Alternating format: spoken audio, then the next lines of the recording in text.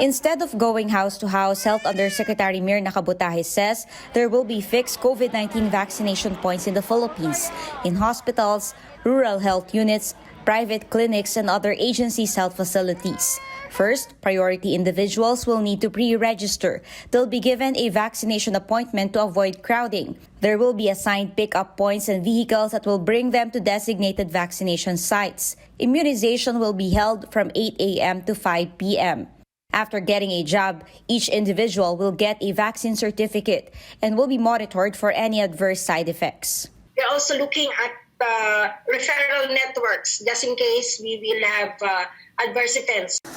Doctors, nurses, midwives, allied professionals, security personnel, and local officials will have their own crucial roles.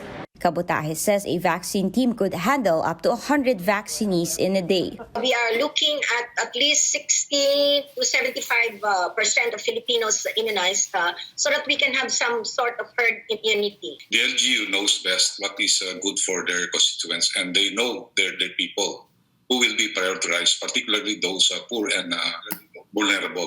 Among the priority groups are 1.8 million frontline health workers, 9.5 million senior citizens, 12.9 million people in poor communities, and 525,000 uniformed personnel, including policemen and soldiers. Afterwards, the next priority groups will follow. 1.2 million teachers and social workers, 1.7 million government workers, almost 1.7 million essential workers, including those working in agriculture, food sector, transportation, and tourism.